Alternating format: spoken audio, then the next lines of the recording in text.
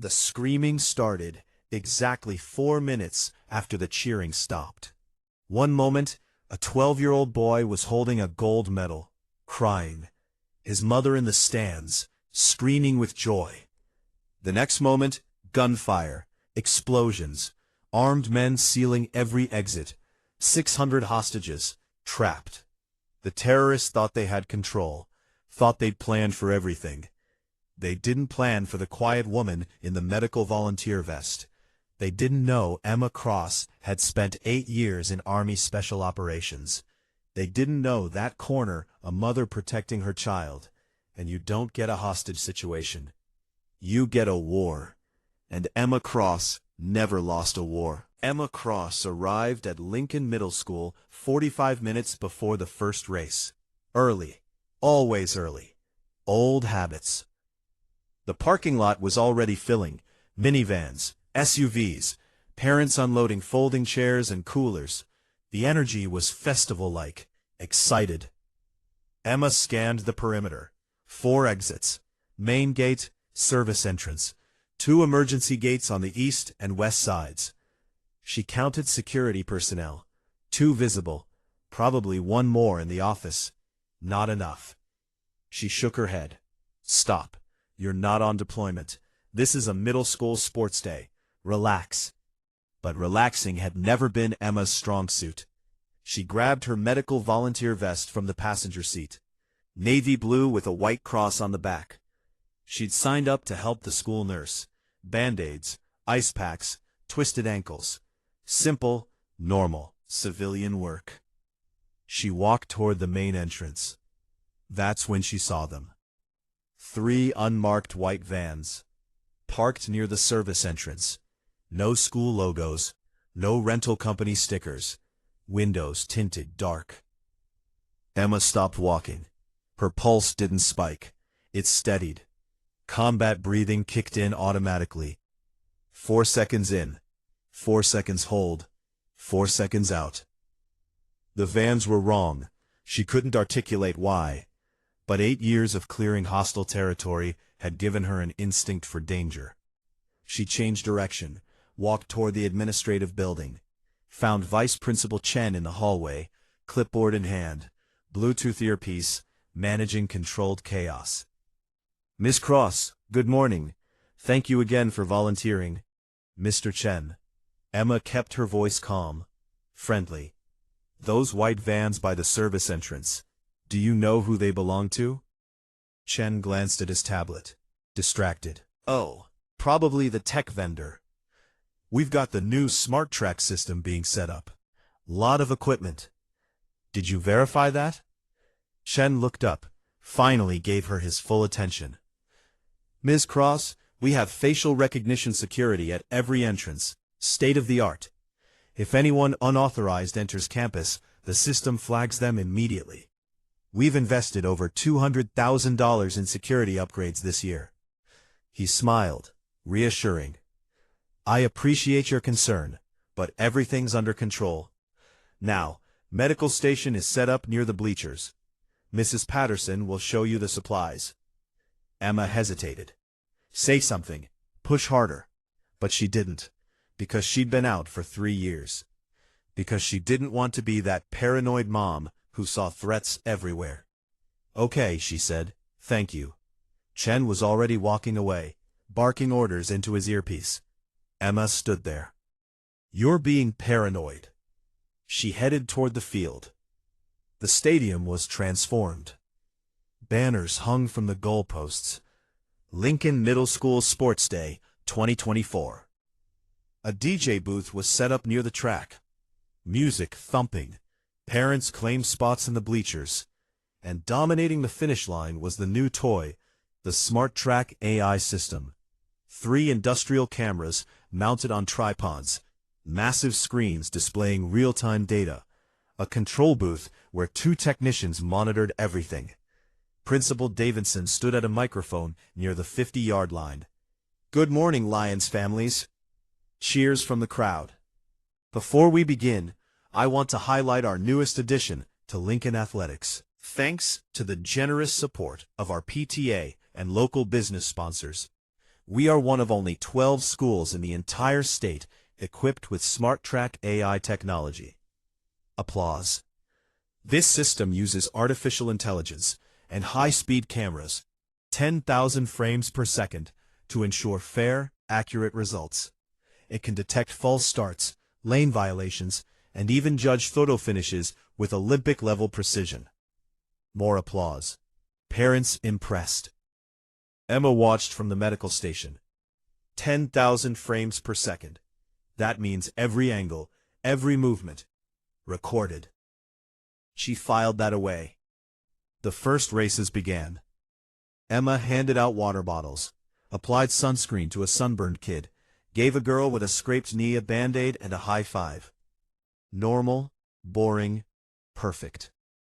But her eyes kept drifting back to those vans. Danny's race was scheduled for 10:30 a.m.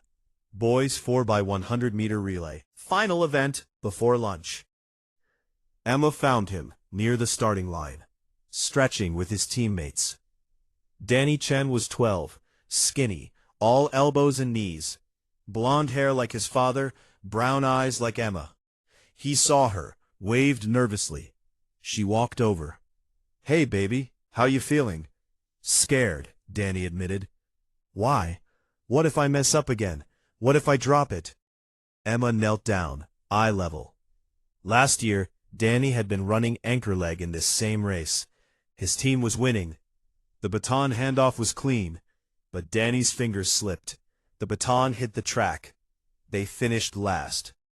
For the next 12 months, the nickname followed him. Butterfingers, the choker. Danny, drop it. Kids were cruel.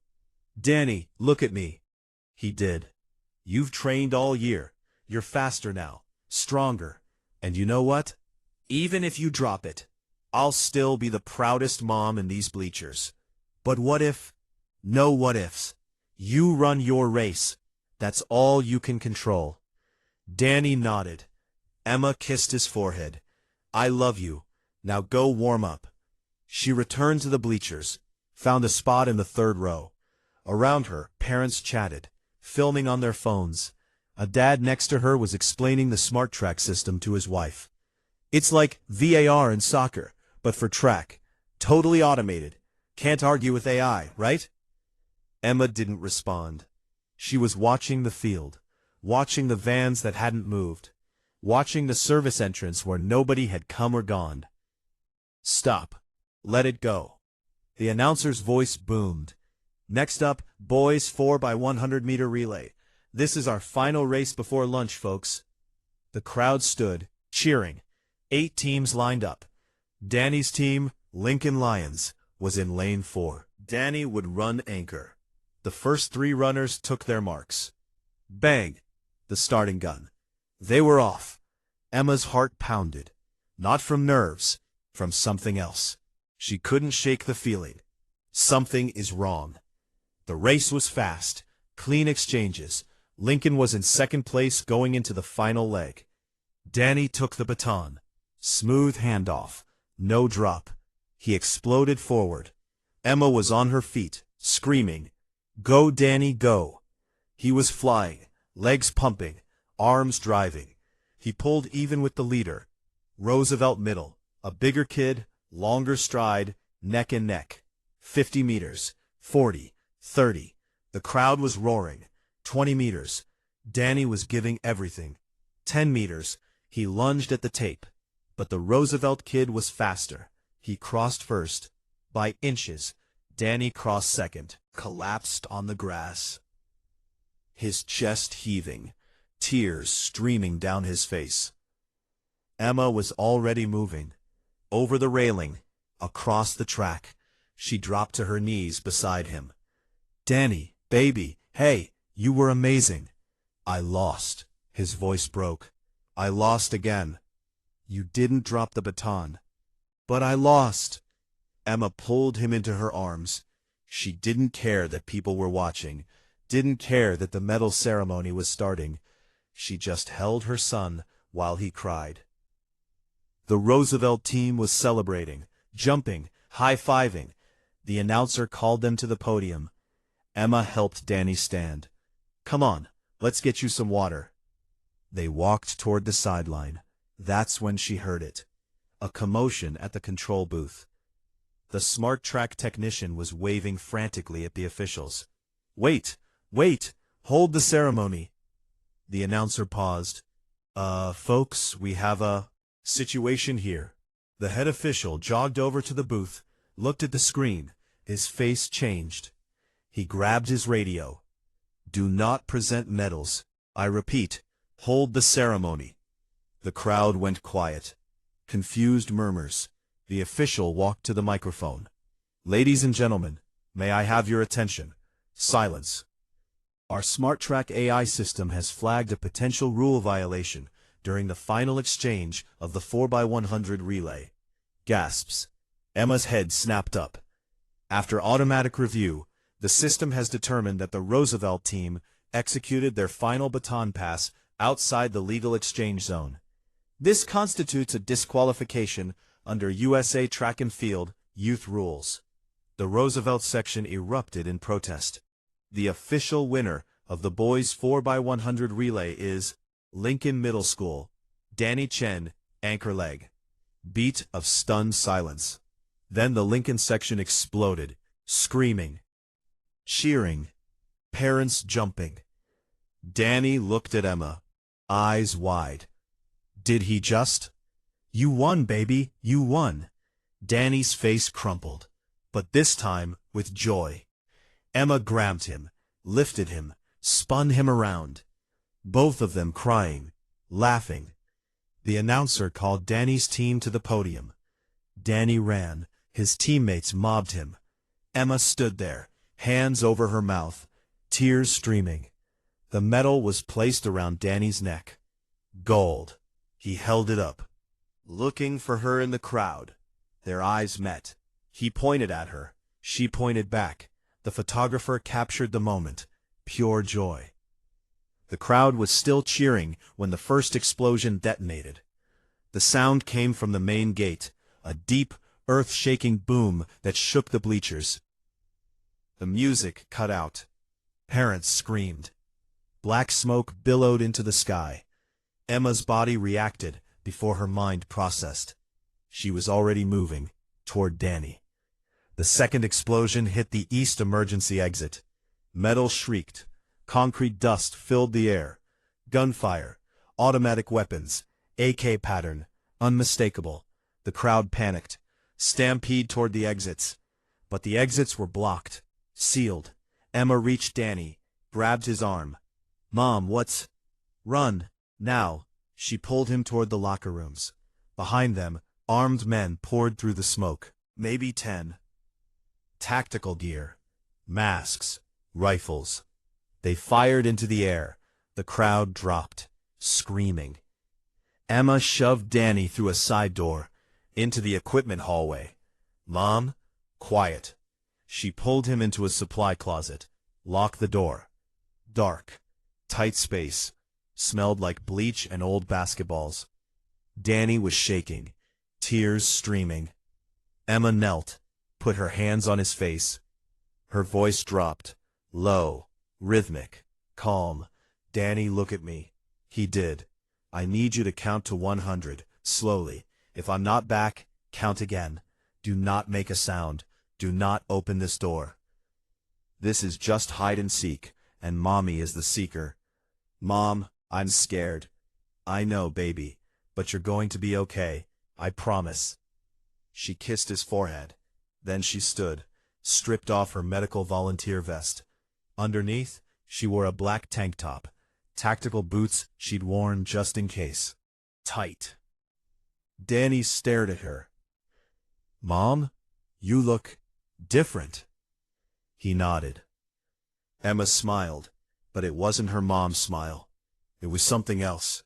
Something cold. Stay here, Danny. Count. I'll be back. She unlocked the door, slipped out.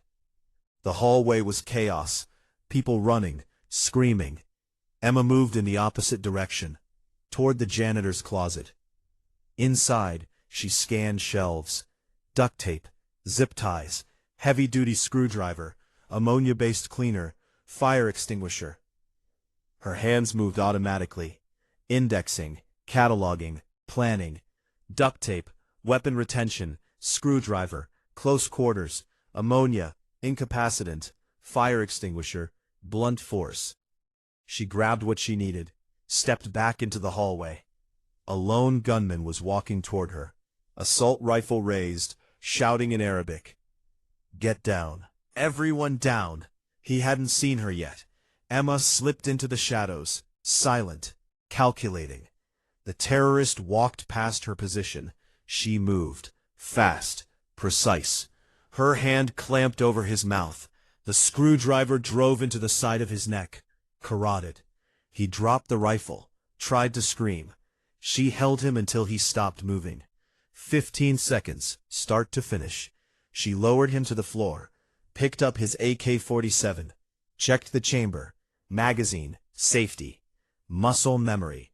She looked at the body, whispered, "One down." If your heart is pounding right now, smash that like button, because Emma Cross is just getting started, and these terrorists have no idea what's coming. Emma dragged the body into the janitor's closet, closed the door, checked the hallway. Empty, for now. She moved fast, low. The AK-47 felt familiar in her hands, like shaking hands with an old friend you hadn't seen in years. The rifle had a full magazine, 30 rounds, 7.62 by 39 mm. She found 2 spare magazines in the dead terrorist's vest, 90 rounds total. Not enough, but it's a start. She also took his radio, clipped it to her waistband. Immediately, voices crackled through. Arabic, fast, urgent. Emma's Arabic was functional, not perfect, but good enough.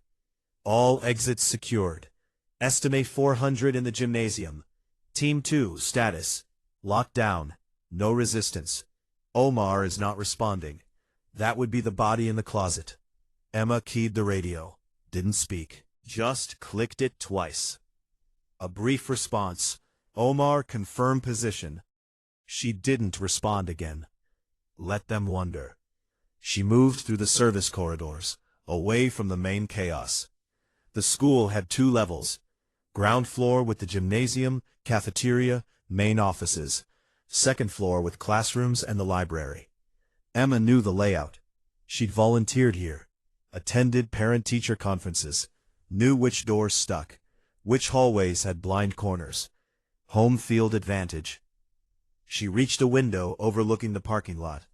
What she saw made her stomach drop. The 3 white vans were now blocking the main gate, armed men positioned behind them, creating a perimeter. Outside, she could see flashing lights, police, fire trucks, ambulances. But they were staying back. 200 meters at least. Don't breach until you know what you're dealing with. But these terrorists knew that protocol. They'd planned for it. Emma counted hostiles, 8 visible outside, plus however many were inside, at least 15 total, maybe more. Outnumbered, outgunned, no backup. She smiled grimly, just like Fallujah. The gymnasium was where they'd herded everyone. Emma reached the upper observation deck, a small balcony overlooking the basketball court, used for filming games. She stayed in the shadows, watching.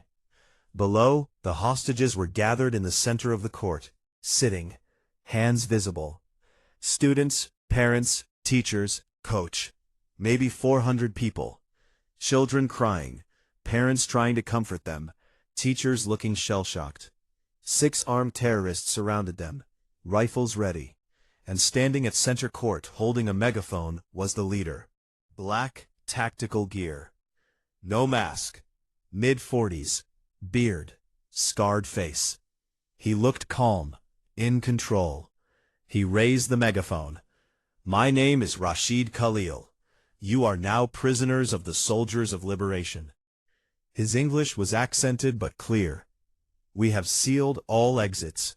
We have explosives planted throughout this building. If police attempt to breach, everyone dies." Gasps. Crying intensified. "Our demands are simple. The United States government is holding my brother and 14 other political prisoners at ADX Florence. They will be released within 6 hours. If our demands are not met, we will execute 10 hostages every hour until they are. A woman screamed. Rashid didn't flinch. Do not try to escape. Do not try to be heroes. Cooperate, and you will live. Resist, and you will die. It is that simple. He lowered the megaphone, turned to one of his men, spoke in Arabic. Post guards at all entrances. 2-man teams, rotating shifts every 30 minutes. I want reports every 15 minutes. And find Omar. He should have checked in by now. The man nodded, barked orders into his radio. Emma watched, listened, calculated. 6 inside the gym, 8 outside.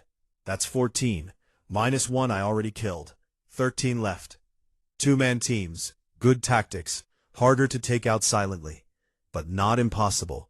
She looked at the ceiling. The gymnasium had old-style ventilation, large metal ducts running across the rafters. Access points in the equipment room, could move through the school unseen. She also noted the bomb threat. Probably real. These guys are too organized to bluff.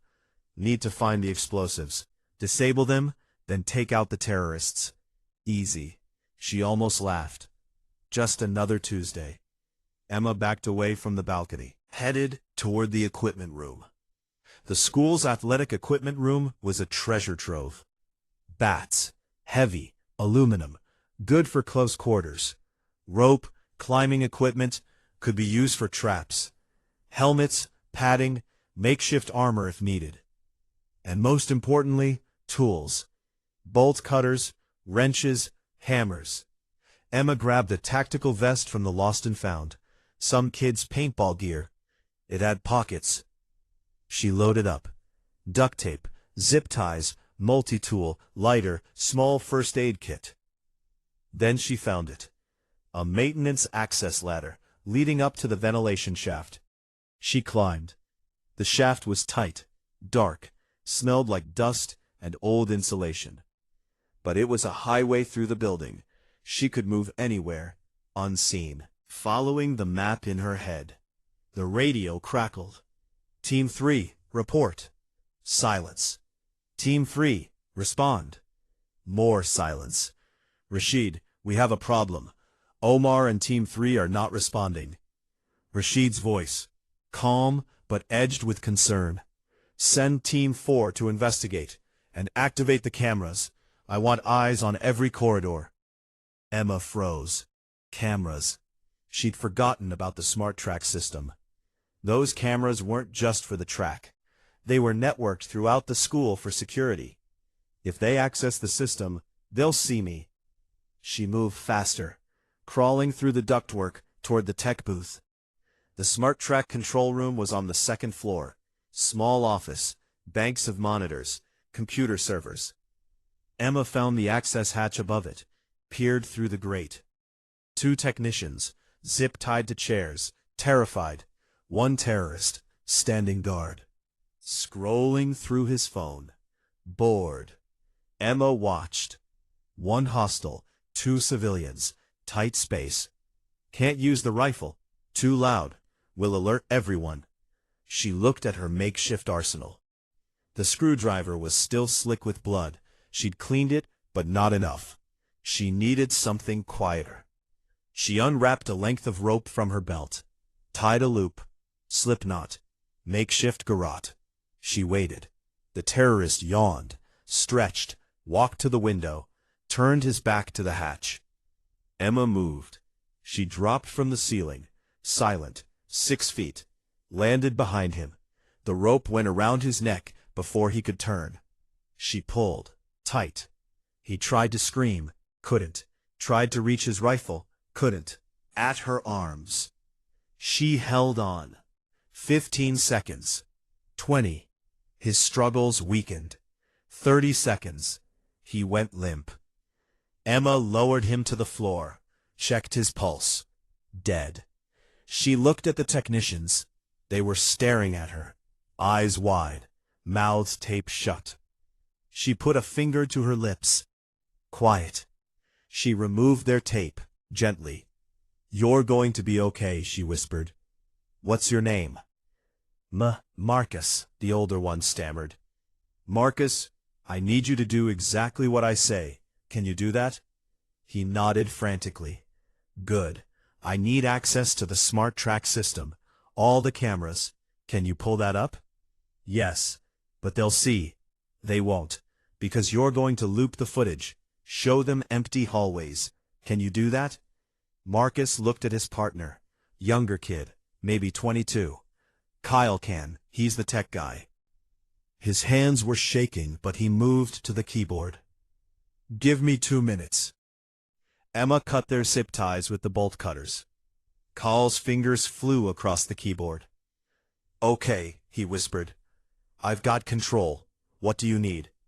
"Show me every camera in this building, and tell me where they planted the explosives." Kyle pulled up a grid. 12 camera feeds. Emma scanned them.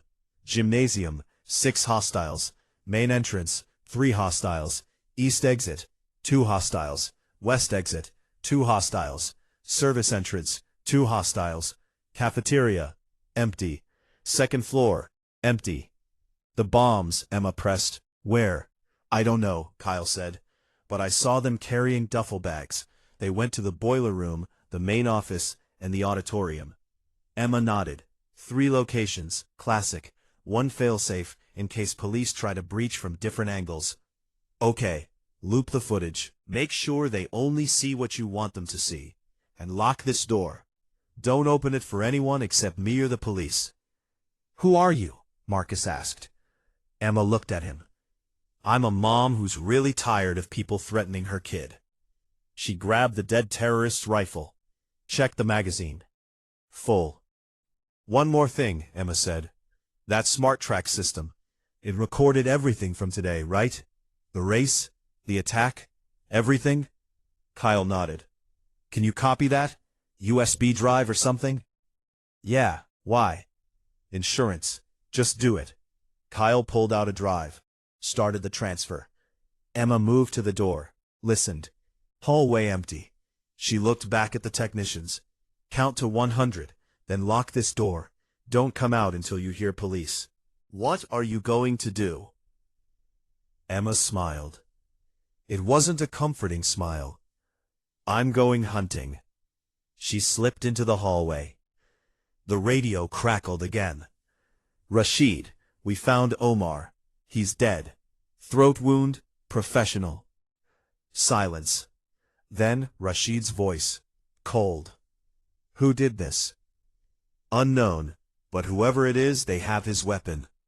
Seal the second floor, 2-man patrols, shoot on sight, and activate the cameras."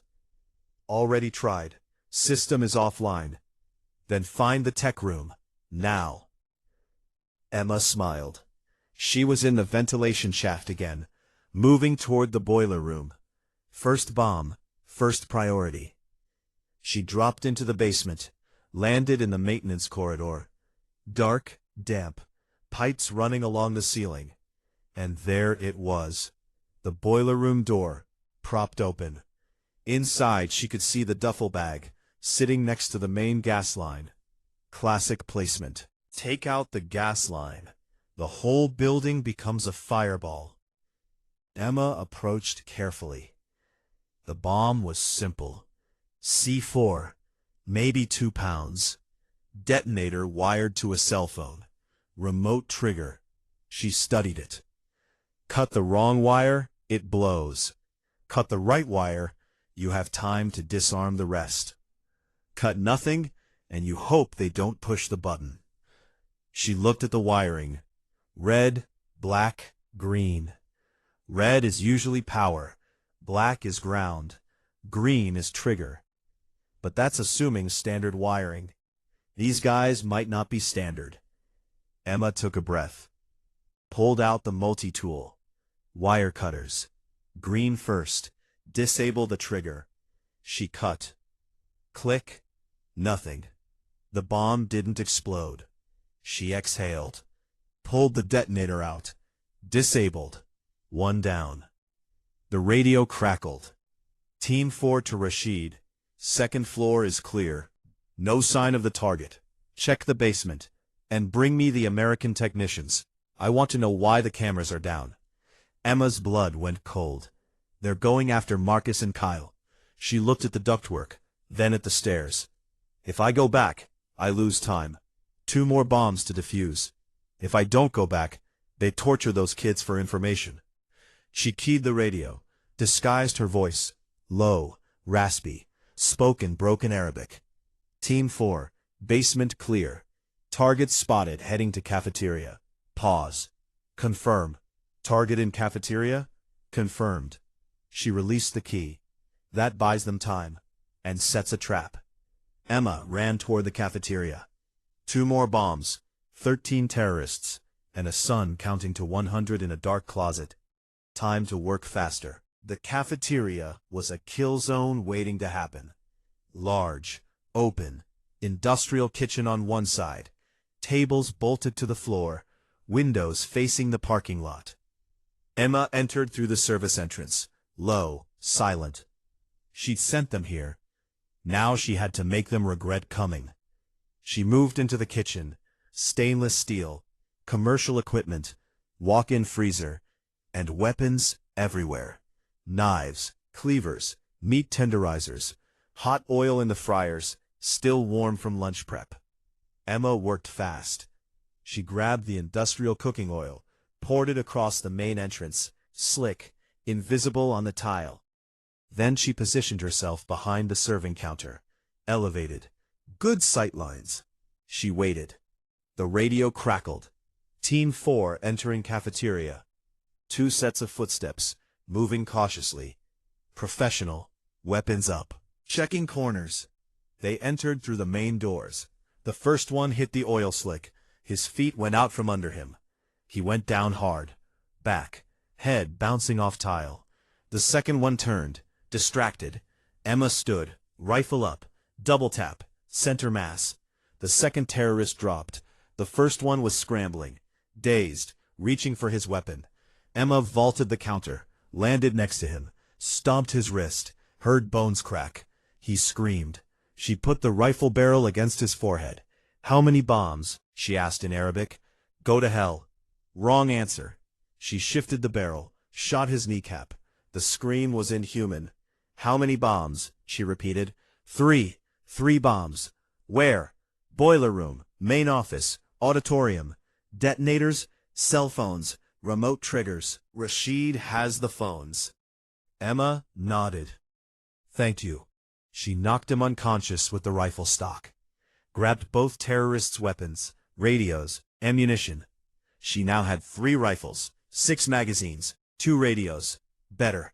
The radio erupted. Team 4, report. Silence. Team 4 is down.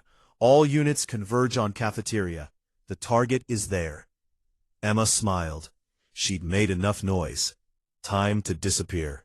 She grabbed a fire extinguisher, pulled the pin, set it on the floor, wedged a chair leg against the trigger.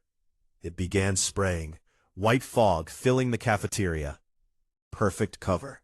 She ran for the service exit, into the ductwork. Gone. By the time 4 more terrorists stormed the cafeteria, weapons raised, shouting, all they found was fog and 2 bodies, and no shooter. If you want to know how Emma survives against 15 armed terrorists, hit that subscribe button right now, because this is about to get insane. Emma was moving through the ventilation shaft, heading toward the main office. Second bomb. She could hear chaos below. Terrorists shouting, confusion, fear. Good. The radio chatter was frantic now. Who is this person? How is one person doing this? Rashid, we need backup. Rashid's voice cut through, ice cold. Calm down. It's one person. 1. We are 15. Find them. Kill them. Now. But they're using the vents. They're everywhere. Then seal the vents. Weld them shut, and bring me those technicians. I want answers. Emma's jaw tightened. They're going after Marcus and Kyle again. She changed direction, crawling faster, toward the tech room. She reached the tech room access hatch. looked down. 3 terrorists, banging on the locked door. "Open this door or we blow it open." Inside, she could hear Marcus's terrified voice. "Okay, okay, don't shoot." The lock clicked. The door opened. Emma didn't think. She kicked the grate open, dropped, landed on the lead terrorist's shoulders, rode him down. They crashed into the other 2. All 4 went down in a tangle. Emma rolled, came up with her combat knife, slashed across the first terrorist's throat. Arterial spray. The second one was reaching for his sidearm. Emma was faster.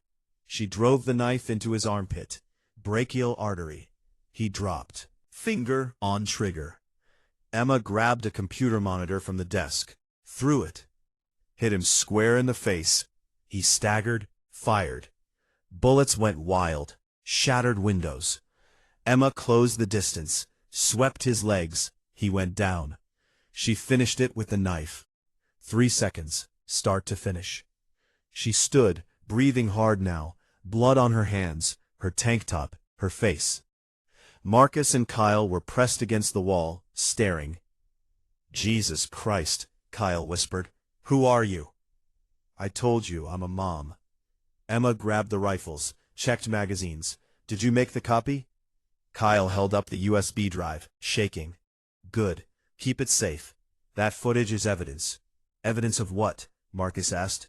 "Everything. The attack, the terrorists, and me." She moved to the door, looked out. Hallway empty. For now. "Lock this door. Don't open it again. Police will breach eventually. Just stay alive until then." "How many are left?" Kyle asked. Emma did the math. 15 total, minus the ones I've killed. Omar, Team 3, Team 4, these 3. Maybe 8, maybe less. And you're going to kill them all? Emma looked at him. Yes. She disappeared into the hallway. The main office was on the first floor, near the gymnasium.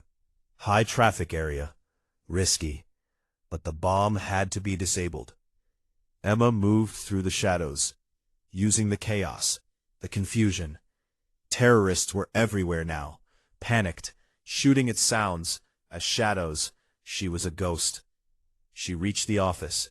Door closed, locked.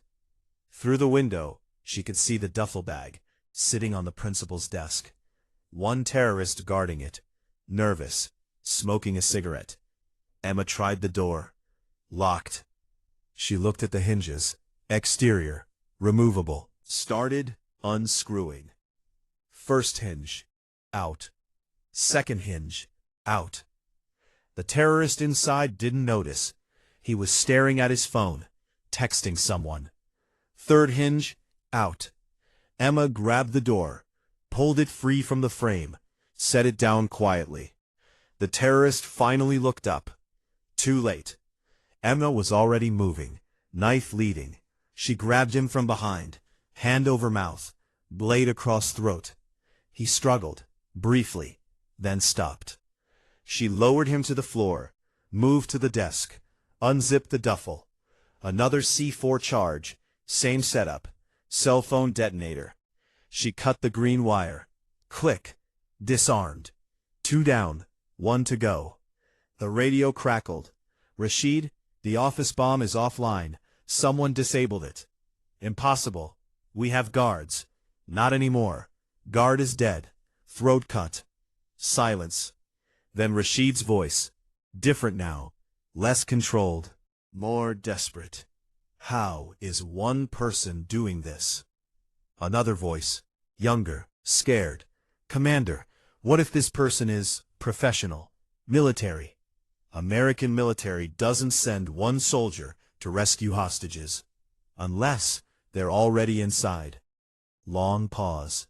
Find them, now, and bring 10 hostages to the auditorium. We're making an example. Emma's blood ran cold. 10 hostages, auditorium, where the last bomb is. He's going to execute them, in front of the others. She checked her watch. 2 hours since the attack began. Police would be planning their breach, But they'd take time. Too much time. Those hostages didn't have time. Emma ran. The auditorium was underground, below the gymnasium. Large, tiered seating, stage at the front. Emma reached the upper-level access, a maintenance catwalk above the stage lights. She climbed. From her position she could see everything. The bomb was center stage, duffel bag, obvious, and 10 hostages, kneeling, hands zip-tied behind backs. Men, women, teachers, parents. Rashid stood in front of them, holding a pistol. 4 more terrorists with him, guarding the exits. The rest of the hostages, hundreds, were in the gymnasium above, hearing everything through the sound system. Rashid spoke into a microphone. American government, you have ignored our demands, so now I will show you we are serious. He pointed the pistol at the first hostage. A woman, mid-30s, teacher. Emma recognized her, Ms. Rodriguez, Danny's English teacher. No, Ms. Rodriguez screamed. Please, I have kids. So did my brother's wife, before your drones killed her. Emma raised her rifle. Distance, 30 meters. Good angle, but 4 other terrorists. If she took the shot, they'd return fire. The hostages would be in the crossfire. Can't risk it. Need a distraction. She looked around. The lighting rig. Old, manual controls. She moved along the catwalk, found the breaker panel. All the stage lights, powered by one circuit. She grabbed a cable, stripped the insulation with her knife, touched the exposed wire to the metal railing. Spark. Short circuit. The lights exploded. Pop, pop, pop, pop. Glass raining down. Darkness. Emergency lighting kicked in. Dim. Red. The terrorists were confused, spinning, weapons up. Rashid was shouting, "Hold positions, it's a trick." Emma was already moving. She dropped from the catwalk, 15 feet. Landed behind the hostages. Cut the zip ties, fast. "Run," she whispered. "Now." They didn't hesitate. They ran. The terrorists saw movement, started firing. Emma fired back. Controlled bursts. 1 terrorist down. 2. Return fire forced her behind a concrete pillar. Bullets chewing up the edge. She counted rounds. 3 left in the magazine. She changed mags. Smooth, fast. Looked around the pillar. 2 terrorists left, plus Rashid, and Rashid was moving toward the bomb, toward the detonator. "If I die, everyone dies," he screamed. He reached for his phone. Emma didn't have a shot. Pillar blocking. She looked at the stage rigging, the sandbag counterweights hanging from ropes. She aimed, fired. The rope snapped. The sandbag dropped, hit Rashid square in the shoulder. He went down. Phone flew from his hand, skittered across the stage. Full sprint. Rashid was crawling toward it. Emma dove, grabbed the phone first. Rashid lunged at her. They hit the stage, rolling, fighting. He was strong, desperate, trained, but Emma was a United States Army Ranger. She drove her knee into his ribs. He gasped. She rolled him, got his arm, hyperextended the elbow. He screamed. She applied pressure until she felt the joint dislocate. He went limp, sobbing. Emma stood, grabbed the detonator phone, looked at it. 3 numbers programmed, 3 bombs. She deleted them all. Turned to the duffel bag, cut the green wire. Click. All 3 bombs, disarmed. She grabbed Rashid, zip-tied his hands behind his back. Then she grabbed his radio, switched to police frequency. "This is Emma Cross. All explosive devices have been disarmed. Hostile leader is captured. 6 to 8 hostiles remain. They're in the gymnasium. You are clear to breach. I repeat, clear to breach." Static. Then a voice, shocked. "Ma'am, who is this? How did you—" "Just breach. Now." She released the button, looked at Rashid. He was staring at her. "You," he whispered, "you're just one woman." "Wrong," Emma said. "I'm a mother who's done with your bullshit." She heard it then. The beautiful sound of flashbangs. The gymnasium doors exploding inward, shouting, "Police! Get down! Get down!" Emma walked up the stairs, toward the gym. The remaining terrorists tried to fight. They didn't last long. SWAT moved like precision machinery, overwhelming force. In 90 seconds, it was over. All hostiles down, surrendered or dead. The hostages were crying, hugging, reunited. Emma stood at the doorway, watching. A SWAT captain saw her, did a double take. The blood. The zip ties on her belt. "Ma'am, are you—" "I'm fine. My son is in a supply closet on the second floor. East hallway, third door. His name is Danny." The captain radioed it in. Emma set down her rifle, raised her hands. Standard protocol. Unknown armed person. "I'm Emma Cross, former Army, Staff Sergeant. I neutralized the bombs and the leader. You're welcome to verify." The captain stared. "You did all this, alone?"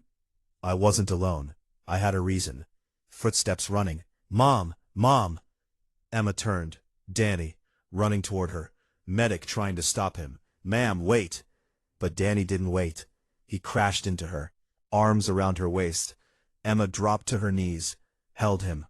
"I counted," Danny sobbed. "I counted 100, over and over. You came back. I promised. You were gone so long. I know, baby, I know. But it's over now." Danny pulled back, looked at her.